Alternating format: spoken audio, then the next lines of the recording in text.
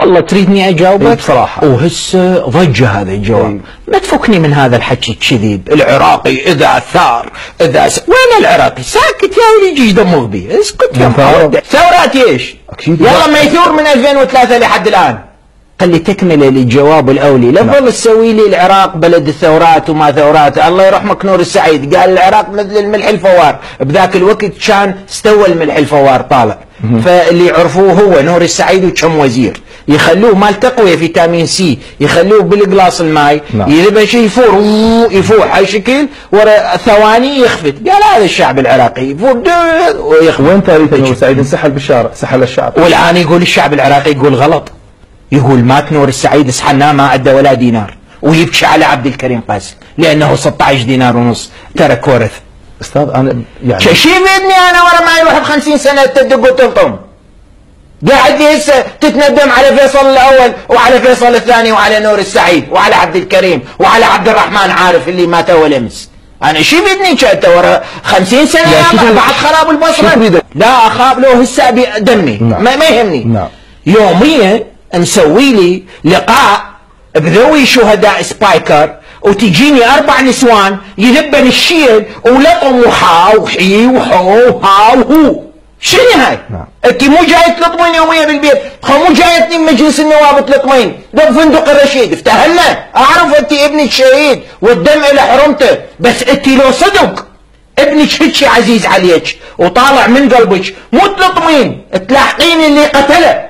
بس اول مره خلى عتبه لان غير نائب ما يعتبه، اللي يعتبه فائق الشيخ علي حتى يفتهم الخطا من عنده مو من عندي.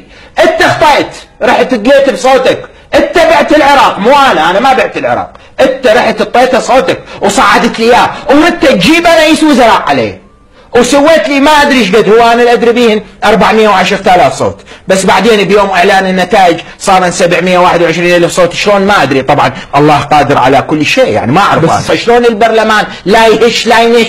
البرلمان بالدورة السابقة جزء من عملية الفساد بالدولة العراقية لأنه قابل ويا الحكومة ومتفاهمين. صراع قال النجيفي حكى المالكي.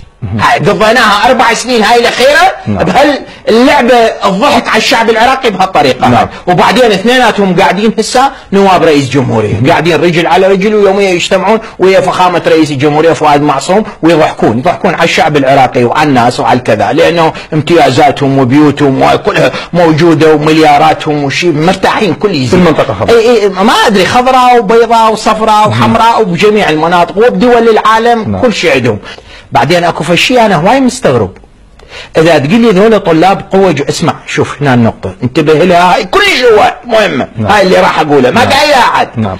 اذا انت تقول لي ذولا طلاب قوه جويه متطوعين ليش كلهم شيعه؟ شو ما بيهم ولا سني؟ شو القوه الجويه؟ الطيارات بس للشيعه يعني سني كردي ما يطير بالعراق، تركماني مسيحي هذا ممنوع، بس الشيعه من الجنوب. اذا قلت لي هيك واذا قلت لي ليش كلهم شيعه؟ اذا انت هيك خايف ليش الشيعه دازهم بتكريت الدروب؟ ما دزيتهم بالناصريه بقاعده الامام علي. يعني حاله انت اذا ردت تذبحهم، انت ردت تذبحهم، انت من رحت طوعتهم وكلهم شيعه. اريد لي السني بيهم مذبوح ماكو.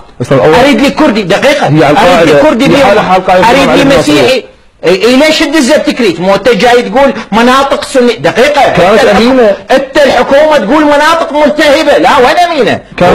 يا يوم تكريت استقرت كانت أمينة والدليل بعض النواب يقولون انه ليس داعش من ما استقرت. هاي مو جاي صار سنين الاعلام يصيح المثلث السني ما مستقر. انت ليش شيعي تودي التكريت حتى تريد ذبح؟ واذا قلت لي لا ذولا كلهم قوة جوية، ليش كلهم شيعة؟ شنو العراق هو بس للشيعة؟ والسنة والأكراد والمسيحيين واليزيديين والصابئة ذولا ما يصيرون طيارين؟ ما يصيرون يخدمون بالقوة الجوية؟